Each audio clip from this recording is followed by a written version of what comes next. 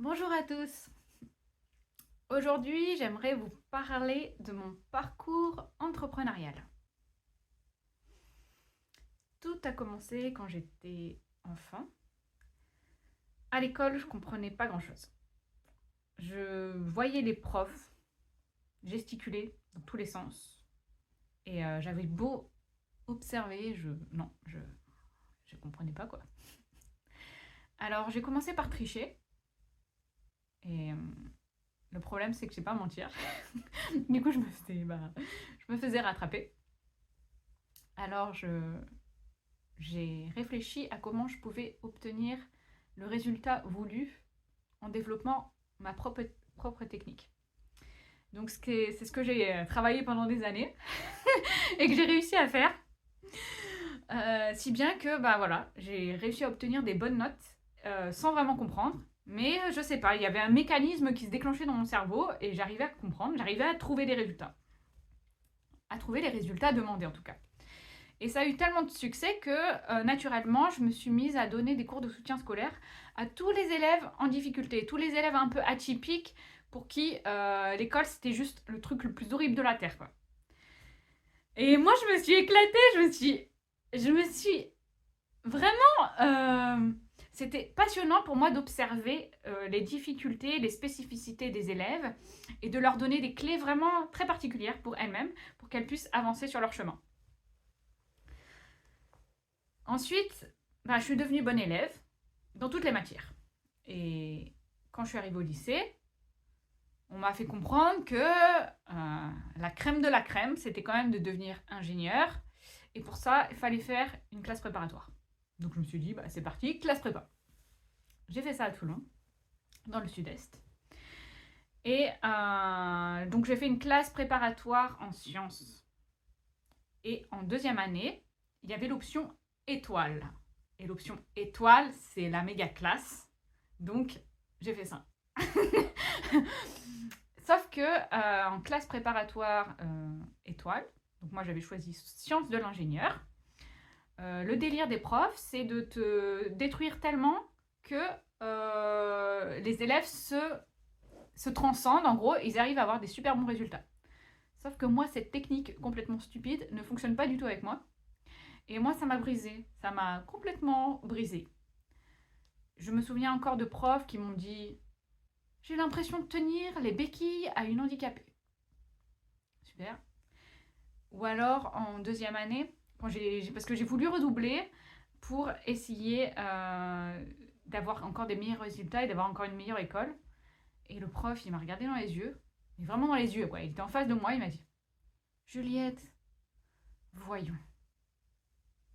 Nous, on ne prend pas des déchets. » Voilà. Voilà.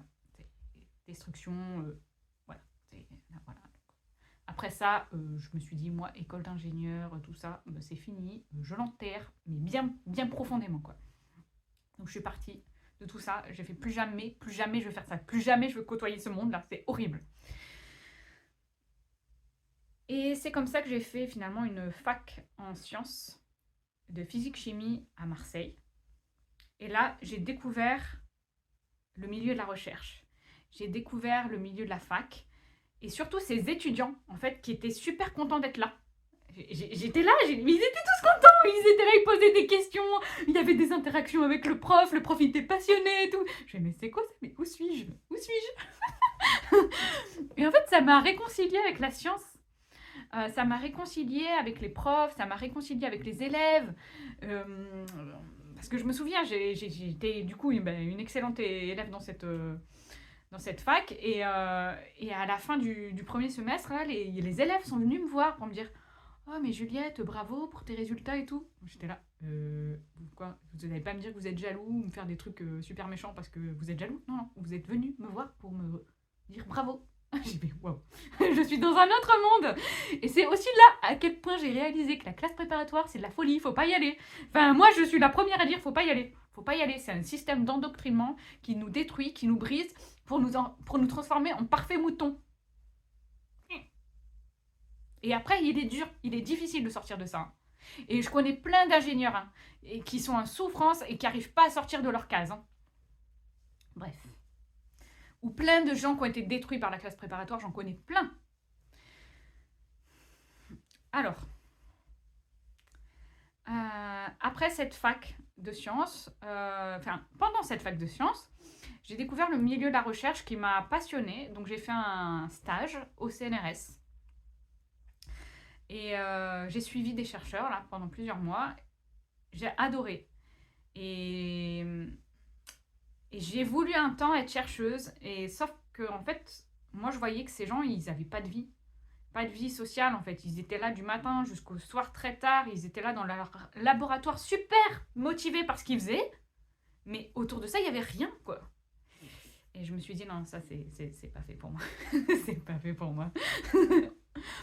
Et donc j'ai continué à explorer un peu ce qu'il y avait dans le campus où j'étais. Puis il y avait une école d'ingénieurs. Et il y avait une option biomédicale. Et ça, j'avais jamais vu ça, option biomédicale. Et ça m'a titillée. Et j'ai été voir un peu ce qu'ils proposaient. Et en fait, le biomédical, ça relie la science, l'innovation à la santé des patients et leur bien-être, leur mieux-être et leur guérison. Et ça m'a plu tout de suite. Donc en fait, j'ai voulu rejoindre cette école d'ingénieur biomédical, pas tant sur l'aspect ingénieur, mais vraiment sur cet aspect biomédical que j'avais vraiment envie d'explorer. Comme j'avais été deuxième dans ma promo de sciences de physique-chimie, du coup, j'ai eu aucun problème pour entrer dans cette école d'ingénieur. Et c'est comme ça que j'ai fait un parcours de 3 années merveilleuses, où j'ai voyagé, appris plein de choses. La première année, j'ai fait un stage d'1 mois dans un grand hôpital de Valenciennes, où j'ai exploré tous les services de l'hôpital. J'ai découvert le fonctionnement de l'ensemble de l'hôpital, les différents acteurs. J'ai assisté à des opérations. J'ai été derrière un chirurgien qui était en train de poser une prothèse de hanche sur un homme, et j'ai failli tomber dans les pommes parce que en fait il y avait entre l'odeur, les projections de sang sur ma blouse, pour moi c'était trop, je me suis pas sentie bien. J'ai vu des opérations de réduction mammaire, des postes de prothèse, des postes de stent. Enfin, c'était génial. C'est autant de richesse et de découvertes en si peu de temps. C'était merveilleux. La deuxième année, j'ai fait un stage dans un laboratoire de recherche à UCL, University College of London, donc à Londres, où là j'ai travaillé sur le design d'un implant qui permet de restaurer les liaisons nerveuses pour permettre aux personnes paralysées de potentiellement remarcher. Donc là aussi, génial, hyper enrichissant. J'ai été dans une salle blanche pendant plusieurs semaines avec ma petite Charlotte sur la tête, dans un endroit complètement stérile. Moi, je vais non, moi, il me faut de la nature, il me faut au moins des arbres ou des plantes ou des fleurs. Mais franchement, c'était génial, hein, mais c'était particulier. La troisième année, j'ai fait Erasmus pendant 6 mois à Politecnico di Milano, la plus grande école d'ingénieurs de Milan. Où là, en fait, c'est une école d'ingénieurs hyper internationale où il y avait des étudiants du monde entier. Ah là là, c'était merveilleux. Et bon, c'est là où j'ai beaucoup appris à parler anglais finalement, et pas tant italien. Parce qu'en fait, il y avait des Cubains, des Espagnols, des Brésiliens, des Russes, des Italiens bien sûr, des Indiens. Enfin, c'était mais tellement riche de découvrir toutes ces cultures. Les études en elles-mêmes ont été géniales, même si c'était en italien et que je parlais pas italien, j'ai quand même réussi à faire le truc à ma sauce pour finalement réussir à avoir le diplôme sans aucun problème. J'ai eu un prof et j'ai eu un cours par un prof américain qui nous a parlé d'un plan pour le cœur. Et c'est lui qui a réveillé ma volonté d'aller aux États-Unis, parce que le gars, mais il était tellement, mais je sais pas quoi, l'américaine quoi. C'était, je sais pas, il vendait trop bien son truc quoi. Il était à fond dans ce qu'il faisait. J'aimais bien comment il parlait, j'aimais bien sa façon de faire, sa façon de présenter les choses. Il était à l'aise, il était fier de lui. Il était pas comme en France où dès que on fait un truc un peu bien, genre on se fait tacler par les autres parce qu'ils sont jaloux ou je sais pas quoi. Non, le gars il était il était heureux de ce qu'il faisait, quoi. Il l'incarnait, il vibrait, il transmettait d'une façon mais tellement belle. Donc, je me suis dit, États-Unis, là, bon plan. Donc après, en 3e année d'école d'ingénieur, il fallait faire notre stage de dernière année dans une entreprise. Donc notre premier poste en tant qu'ingénieur. Là, j'ai choisi une petite entreprise, une petite start-up à Sophia Antipolis, à côté de Nice. Et je ne l'ai pas choisie tellement pour ce qu'elle proposait, parce que j'aimais pas trop, mais pour le potentiel que j'avais vu. Donc cette entreprise proposait une caméra qui permet de prendre des photos du corps humain et ensuite de les reconstruire en 3D à l'aide d'un logiciel. Et cette entreprise était vendue à des entreprises pharmaceutiques qui testent, qui veulent prouver l'efficacité de médicaments qui guérissent des problèmes de peau, comme le psoriasis, l'acné par exemple. Ou cette caméra était aussi vendue à des chirurgiens esthétiques pour tester la performance d'injection de Botox. Enfin, voilà. Donc ça, c'était moins terrible. Mais au moins, je me suis retrouvée sur des salons de chirurgiens esthétiques où il y avait des stands entiers de seringues de Botox, là. J'ai vu, ah, c'est quoi? Avec des femmes toutes refaites. Enfin, ça, c'était de l'expérience, quoi. Bref, cette entreprise, je l'ai rejointe pour développer le service client, qui était inexistant quand je suis arrivée. Et surtout, dans cette entreprise, il y avait 2 employés américains qui avaient été embauchés à San Francisco. Et je me suis dit, attends, c'est une entreprise, petite entreprise, en train de grossir, il n'y a que 2 employés aux États-Unis. Bon, ils seraient intéressés pour en embaucher un 3e, moi, je pense. Alors, au bout d'1 mois, je m'ennuyais déjà dans l'entreprise parce que j'avais fait le tour, j'avais vu les problématiques, je me doutais bien que moi, on ne m'écouterait pas, je venais d'arriver, première expérience de travail, donc je me suis dit, bon, moi, à la base, c'est quoi que je voulais faire? C'était aller aux États-Unis. Donc, au bout de 1 mois ou 2 mois, je sais plus, je vais voir le directeur, je rentre dans son bureau, et franco, je fais, bon, moi, ici, oui, bon, c'est bien, mais moi, je vais aller aux États-Unis. Je veux y aller. Emmenez-moi aux États-Unis. Et en fait, je crois qu'il a été surpris. Il a été surpris par ma demande. Et il m'a dit, non mais moi, les employés motivés, j'adore ça. Hein, et toi, tu veux du challenge? Bah, c'est parti, on va faire les démarches. Trop bien, trop bien. Quelques mois après, j'étais à San Francisco. Je me souviens encore, je suis dans l'avion. Et là, je fais, c'est où que j'arrive déjà parce qu'en fait, mon entreprise m'avait réservé un hôtel pour 2 jours avant que je trouve une voiture et un logement. Donc j'avais 2 jours pour arriver aux États-Unis, dans un endroit que je connais pas, où je baragouinais l'anglais, quoi. Et trouver un logement, trouver une voiture et tout ça. Bon, ils avaient été assez gentils pour m'offrir 2 jours d'hôtel.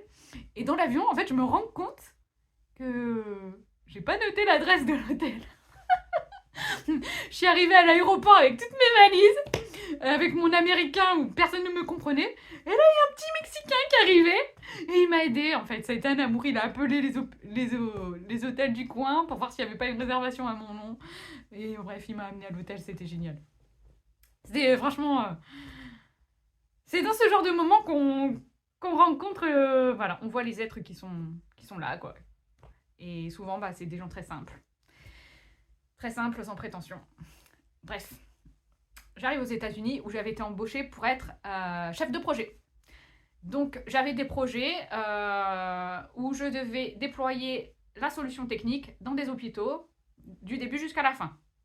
Donc, tout, je devais envoyer la caméra, envoyer les documents de la formation, assurer le service client, enfin bref. J'avais vraiment... toutes les chaînes, toutes les étapes de la chaîne à accomplir. Ça m'a permis de voyager partout aux États-Unis. J'ai été dans des grands hôpitaux, aussi bien à New York qu'à Boston, qu'à Los Angeles. Mais j'ai aussi été dans des endroits, des petites institutions toutes minuscules, dans le Kentucky, dans le Midwest, là où vraiment les gens, on sent qu'ils sont pauvres et ils mangent tous chez Wendy's et ils sont tous obèses. C'était génial parce que ça me permettait de comprendre l'ensemble de la structure américaine, de la société américaine, mais aussi des hôpitaux, des entreprises. Enfin, c'était passionnant. La semaine, je voyageais pour le travail. Le week-end, je voyageais pour découvrir. J'étais dans tous les parcs nationaux. Enfin, j'étais à la rencontre des gens aussi. Bref, mais pour moi, c'était fantastique, fantastique. Au bout d'un an, mon contrat s'est terminé et puis c'est très compliqué aux États-Unis de travailler parce qu'il y a une histoire de visa et tout ça. Donc j'ai pas pu prolonger mon séjour, même si j'aurais voulu. Et j'avais certainement pas envie de rentrer en France, quoi. Alors là, franchement, moi j'étais à fond là à découvrir plein de trucs. J'avais pas envie de retourner en France. Et j'ai eu cette opportunité d'aller vivre à Londres. En arrivant à Londres, j'ai cherché du travail. J'ai rejoint une première entreprise, donc une start-up aussi, qui propose un logiciel qui permet de mettre en lien les médecins, les patients et l'entourage du patient, l'entourage proche du patient. Ça m'a permis, j'étais chef de projet aussi là, et je devais déployer la solution dans les hôpitaux anglais. Ça m'a très très vite lassée. Je me suis ennuyée trop vite. Du coup, je suis partie très vite. Et j'ai rejoint une entreprise que j'avais à cœur là, que j'avais dans ma ligne de mire depuis plusieurs mois, qui était une start-up française qui déployait un jouet pour les enfants autistes. Et je sais pas, ça me parlait au fond de moi-même, quoi. Et tous les mois, j'ai contacté, je vais bon, je sais, vous avez pas de poste à promouvoir, mais moi, je suis motivée pour venir. Alors on s'en fout qu'il n'y ait pas de poste. S'il vous plaît, embauchez-moi. Bon, au bout d'un certain nombre de mois, ils ont fini par craquer, ils m'ont embauché. Ils m'ont dit, bon bah toi, vu que t'es à Londres, tu vas déployer l'entreprise en Angleterre. Je fais ok, pas de problème. Pas de problème. Et sauf que le jour où je signe pour accepter le boulot, ils me disent ah bah au fait on a été pris dans un programme d'entrepreneurs hyper connu qui s'appelle Techstar dans le Kansas, à Kansas City, dans le Missouri. Ça dit toujours de bosser chez nous. Ah bah oui, ah bah oui, ah bah oui, oui, oui, ah oui, ah oui. Donc voilà, donc je suis arrivée dans cette entreprise et on a tout de suite été aux États-Unis. Et en fait, cette entreprise, elle grossissait vraiment au moment où je l'ai rejoint. Et en fait, elle avait été aussi sélectionnée dans un autre programme d'accompagnement de start-up, mais cette fois-ci à New York. Et donc le chef d'entreprise, il ne pouvait pas aller à la fois à New York et à Kansas City, en fait, parce que ça commençait le même jour. Donc il m'a dit, Juliette, tu veux pas aller t'occuper de présenter le produit et tout à New York? Je lui ai dit, mais oui, pas de problème et tout. Mais je suis arrivée là-bas mon premier jour, je connaissais rien sur ce produit encore. Et je suis arrivée là à devoir le présenter. Oh, c'était fou, c'était génial. Bon, sauf que c'était... donc là, je suis restée plusieurs jours dans ce programme d'accompagnement où il y avait plusieurs entrepreneurs. Et c'était que des hommes. Bon, on m'a bien fait comprendre que toi, femme, t'es là, et nous, hommes, on est là. Donc ça a été un peu... en plus, j'avais pas très confiance en moi à ce moment-là. Ça a été un peu dur, ça a été un peu raide, quoi. Mais bon, après, j'ai rejoint l'équipe à Kansas City. Pendant 3 mois, ça a été magnifique. J'ai découvert le monde de l'autisme. J'ai été dans les hôpitaux, dans toutes les institutions, dans toutes les écoles qui s'occupent des enfants autistes. J'ai suivi des formations parce que je voulais vraiment comprendre. Alors j'ai suivi des formations pour les parents, pour qu'ils puissent accompagner leurs enfants autistes. C'était merveilleux. J'étais dans des institutions ou dans des écoles où en fait il y avait énormément de moyens et de budget pour les enfants autistes. J'étais dans des endroits où il y avait aucun moyen pour ces enfants autistes et où j'ai assisté à des scènes qui sont juste abominables, il n'y a pas d'autre mot.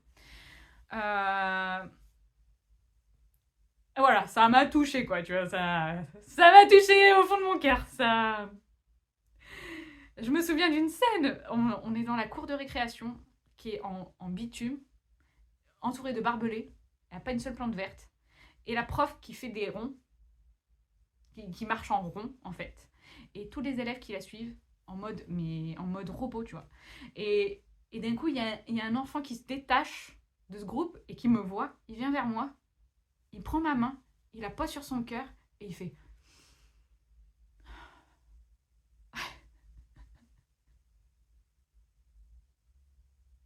Ah là, c'est là que j'ai découvert qu'en fait, les enfants autistes, ils sont merveilleux, quoi. Ils ont une sensibilité merveilleuse. Et là, je me suis rendu compte que moi, c'était quoi mon boulot? Je travaillais sur un jouet robot, qui permettait de créer un lien entre le parent et l'enfant autiste. Et là, je me suis dit, mais je suis en train de mettre de la technologie là-dedans, alors qu'il faut mettre de l'humain. Et pourquoi ça me touche ça? Parce qu'en ce moment, tout le monde me parle de ChatGPT là. De l'IA, de machin, de tout ça. Et oh, regardez, c'est hallucinant, tu demandes des trucs à ChatGPT, ça te fait des trucs de fou. Oui, mais en fait, vous vous rendez pas compte que c'est la mort de l'humanité, ça, en fait. Oui, c'est un outil. Mais encore faut-il l'utiliser avec sagesse. Ok? Parce que c'est très dangereux. C'est très dangereux. C'est très dangereux. Et en fait, ce qui est fou, c'est que j'ai évolué dans ce monde de la science et de la technologie pour aujourd'hui avoir fait vraiment un pas de côté parce que je sais où ça peut nous mener. Je l'ai vu. Je l'ai vu où ça peut nous mener. Alors faites attention avec l'IA. Faites attention.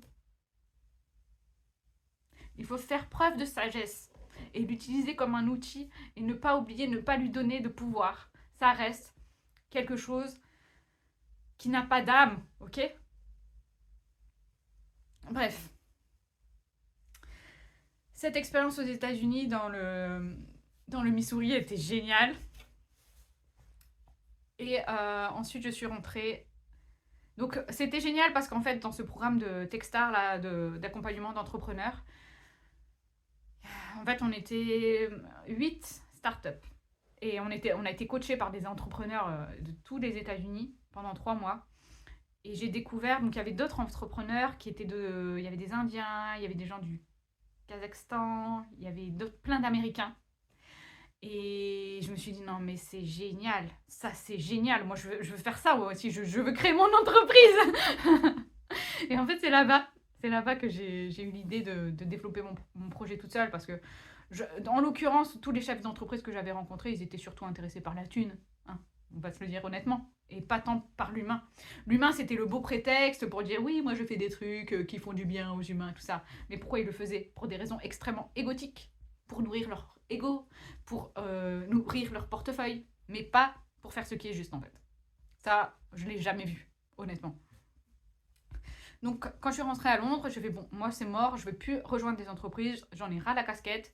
Maintenant, je vais créer mon projet. Et c'est là que je me suis mis comme objectif de mettre en lien les personnes en situation de handicap avec les web designers et les créateurs de contenus digitaux en fait, pour qu'en fait qu'il y ait une communication entre ces deux univers afin qu'on ait des sites internet, des applications mobiles davantage accessibles pour les personnes en situation de handicap. Des personnes qui tremblent et qui ont du mal à utiliser une souris, ou alors des personnes aveugles, ou des personnes, voilà, des personnes avec divers handicaps. Donc je passais une partie de la semaine à rencontrer plein d'handicapés de tous les handicaps possibles.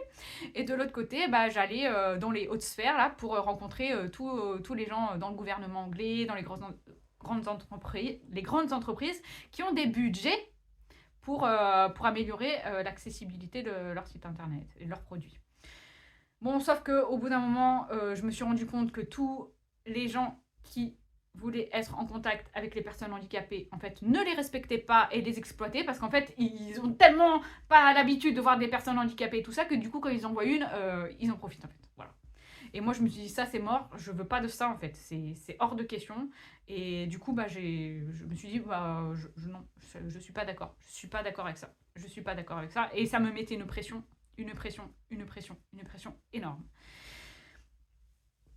Donc, dans le cadre de ce projet, j'ai encore rejoint plusieurs groupes. Donc, j'avais rejoint un groupe, un projet d'accompagnement d'entreprise européen qui m'a permis d'aller à Barcelone. Et puis un autre parisien qui m'a permis de voyager en France pendant 10 jours à la rencontre d'être novateur dans le domaine de l'entrepreneuriat. Et il y avait encore une fois d'autres entreprises, mais cette fois dans le social, qui étaient là pour essayer de vendre leurs projets, de trouver des fonds, comme moi je le faisais. Et puis il y avait un coach qui était là pour nous favoriser la cohésion du groupe et qui nous proposait des exercices un petit peu bizarres des fois. Et à un moment, on se retrouve sur une scène d'amphithéâtre en plein Paris, il me semble. Et il y avait un parquet, un grand parquet. Et on se met tous debout en cercle sur cette scène. Donc on était une vingtaine, je crois. Et il nous demande de tous taper des pieds, en fait. Et de droite à gauche. Et donc ça fait un rythme. Boum, boum, boum, boum, boum, boum. Et en fait, moi, ça m'a fait rentrer en transe. Donc c'est-à-dire que je me suis retrouvée, je ne sais pas par quelle énergie, au milieu de ce centre. Et là, j'ai senti la lumière me traverser des pieds jusqu'à la tête. Et genre, alléluia. De ressentir cette sensation de béatitude, ce moment de grâce que je n'avais jamais connu de toute mon existence. Et là, de ce côté-là, là, j'entends une voix qui me dit « Juliette, apaise les gens avec ta voix. » Ok, je sors du cercle, je vais m'asseoir. Le coach vient me voir, mais Juliette, c'est un peu bizarre ce que t'as vécu. Je fais oui. Il fait comment tu te sens? Je fais je me suis jamais sentie aussi bien de ma vie. Je fais oui, alors je comprends, mais ça va pas falloir trop raconter ce que t'as vécu aux autres. Là, pourquoi je devrais pas le raconter quoi? Bien sûr, je l'ai raconté à tout le monde. J'ai failli finir en psychiatrie. Heureusement, j'ai été bien guidée par l'univers qui fait qu'il y a des gens qui sont dans le milieu de l'invisible, en fait, qui m'ont aidé à comprendre ce qui se passait en moi. C'était juste un énorme éveil du jour au lendemain avec plein de symptômes physiques. Enfin, c'était un truc. C'était vraiment hallucinant. Ça a été hallucinant. Et puis là, j'ai fait ah bon, ok, bon, moi j'ai écouté cette voix parce que c'est la première fois dans ma vie que je me sens bien comme ça. Et on m'a dit il fallait que je chante, j'utilise ma voix et tout. Allez, c'est parti. Donc j'ai tout quitté, j'ai fermé tout ce que je faisais, je suis rentrée chez mes parents, j'ai ouvert la porte d'entrée, je fais papa, maman, je suis pas bien, je vais dans ma chambre, je vais guérir. Hein. Voilà, j'ai dormi. Et 3 jours après, je vais sur internet, comment apaiser les gens par la voix, par le chant. Musicothérapie, premier lien. Atelier de musicothérapie de Bourgogne à Dijon. J'appelle le directeur, je fais bonjour, moi je suis intéressée par la formation, quand est-ce que je peux venir? Il fait bah justement, on a une nouvelle session de formation qui commence ce lundi, et il y a eu un désistement, donc si vous voulez, vous pouvez venir. Donc voilà, c'est comme ça que pendant 3 ans, je me suis formée à la musicothérapie. Et que c'était génial cette formation parce qu'en fait, on la vivait de l'intérieur. C'était des musicothérapeutes qui venaient nous voir et ils nous faisaient vivre la musicothérapie. Je l'ai ressenti dans mon être et ça m'a tellement parlé. C'est ça qui était fait pour moi, quoi. Je le sentais. J'ai fait des stages en musicothérapie partout en France, dans toutes les institutions possibles et imaginables, en gériatrie, en psychiatrie, en pédopsychiatrie, dans les associations, enfin voilà, j'ai gravité dans tous ces univers pour me rendre compte qu'au final, des personnes dans les institutions sont encore plus malades que les personnes qui les accueillent. Donc je me suis dit, ok, moi, ça va pas, quoi. Je me sens trop à l'étroit, mais alors vraiment trop à l'étroit, quoi. On peut pas changer les choses dedans. C'est un système qui n'est pas fait pour changer, qui n'est pas fait pour évoluer, et moi, j'ai besoin que ça bouge. Donc je me suis dit, les entreprises, c'est pas possible. Les institutions, c'est pas possible. Bon, je crois que je vais prendre la route toute seule, et on verra ce qui se passe. J'ai lâché tout ce que j'avais. J'ai pris un véhicule aménagé, et j'ai commencé à faire la route. Et je me suis dit, je vais où les gens veulent bien que je vienne chanter et proposer des accompagnements. Je pensais que personne m'inviterait et au final, au bout de 6 mois, j'ai limite fait un burn-out parce qu'en fait, j'en pouvais plus de courir à droite, à gauche, en France, aller ici, aller là. Voilà, donc j'ai fait de la scène. J'ai fait beaucoup d'accompagnements en individuel, en groupe, en collectif. J'ai encore exploré un peu tout ça. Et je vendais ce que je faisais. Je vendais mon art. Et oui. J'ai vendu ma musique, mes CD, mes oracles, mes peintures, parce que je me suis mise à peindre aussi. Je vendais mes accompagnements. Et en fait, là, je me suis rendu compte que là, j'étais en train de me corrompre, en fait. À me vendre comme ça et demander de l'argent comme ça.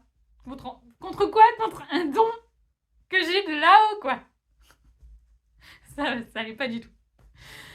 Donc j'ai fait 3 voyages comme ça et entre-temps je me suis posée 1 an ou moins ou plus dans différents endroits de France pour me reposer, pour me retrouver parce que quand je suis sur la route comme ça, je suis vachement confrontée aux difficultés que rencontre l'humanité et c'est pas facile. C'est pas facile. Donc j'ai eu des besoins de me reposer, de me recentrer, de me réinventer aussi en fait. Parce que qu'est-ce qui était important pour moi? Est-ce que c'était vraiment important de vendre ma musique? Est-ce que c'était vraiment important pour moi d'être sur scène? Est-ce que c'était vraiment important pour moi qu'on nourrisse mon ego et qu'on me dise «Oh Juliette, tu veux pas nous signer un autographe?» Est-ce que c'est ça qui était important pour moi? Non. Non. Est-ce que c'était important pour moi de... Qu'est-ce que j'aimais vraiment? Est-ce que c'est faire l'individuel qui m'animait vraiment ou plus le collectif? Et en fait, il y a eu toutes ces questions, et puis quel sens je donne à ma vie? Qui je vais être? Qu'est-ce que je veux incarner? Je représente cette musique qui est en moi, qu'est-ce que je veux en faire? J'aimerais qu'elle reste pure. Et du coup, demander de l'argent en échange, est-ce que c'est juste?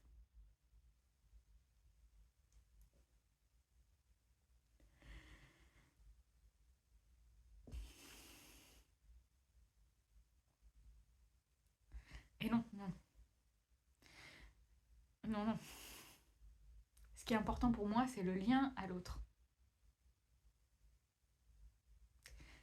Et j'ai des couleurs particulières qui font que j'ai une jolie voix, que j'ai cette tendance à voir la beauté de l'autre, à voir ses potentiels, à voir ce qui peut changer dans sa structure pour transitionner vers quelque chose de plus vertueux pour lui.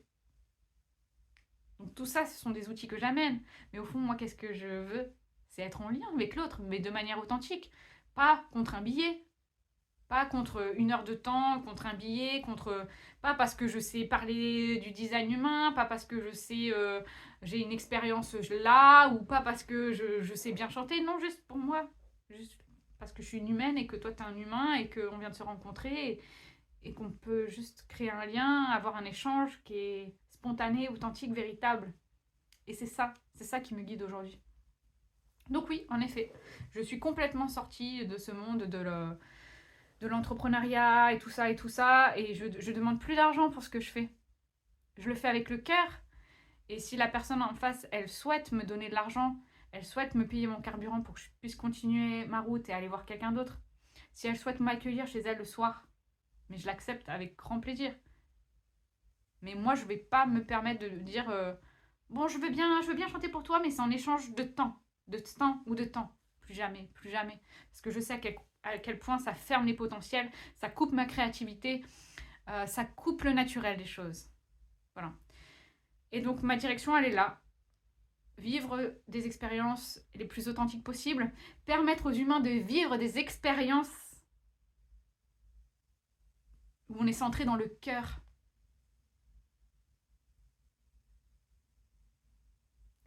Et parce que je fais ça, que je suis alignée dans cette posture, la vie me nourrit. La vie, elle prend soin de moi. Moi, j'ai pas à me soucier de ça. J'ai pas à me soucier de comment je vais payer mes factures, ou comment je vais payer mes prochaines vacances, ou comment je vais payer mes baskets, ou j'en sais rien. Non. Moi, je nourris, je voue mon être à faire ce qui est juste, à être heureuse de vivre chaque jour, à prendre soin de moi chaque jour. Ça, si moi je le fais pas, mais c'est qui va le faire? C'est personne d'autre. Donc moi, je m'occupe de ça, de faire mes petites aquarelles comme j'aime bien, de créer mes petites chansons et de les partager comme j'aime bien. Et ensuite, la vie me nourrit parce que moi, je suis à ma place. Et c'est ça que je transmets. Et c'est ça que je transmets aujourd'hui dans les structures. Et c'est l'éclairage que j'apporte dans les structures. C'est de faire en sorte que chacun puisse être à sa place, puisse être justement nourri, puisse rayonner, puisse développer ses talents, puisse infuser dans le collectif ses talents, son être. Et malheureusement aujourd'hui dans plein de structures, mais que ça soit les institutions, que ça soit les entreprises, les grosses entreprises, les petites entreprises, les groupes, quels qu'ils soient, les groupes spirituels, il y a ces problématiques où les gens ont du mal à prendre leur place. et où il y a des petites guerres d'ego, des choses comme ça. Et moi, j'arrive dans ces groupes et paf, je mets un pavé dans la mare pour dire ok, là, ça va pas, ça va pas, ça va pas, ça va pas. Et maintenant, voilà ce qu'on pourrait faire. Je vous propose ça. Et souvent, c'est pas grand-chose. C'est très pragmatique, c'est très facile à mettre c'est très facile à mettre en place. Et après, il faut faire l'effort. Voilà. Voilà, donc je suis toujours très... Voilà, j'ai une âme d'entrepreneur, j'ai une âme d'aventurière et j'adore ça. Et pour que je puisse faire ça, j'ai besoin d'être libre dans l'espace, dans le mouvement, dans les structures. Et c'est pour ça que je n'appartiens à aucun groupe véritablement, à aucune structure véritablement. Je peux mettre mon pied, venir chez vous le temps d'un instant, de comprendre chaque individu, comprendre l'ensemble, écouter les voix des uns et des autres et de rétablir un équilibre. Mais ensuite, hop, je voyage vers un autre groupe. Voilà. Voilà. Voilà ce que j'avais à vous dire.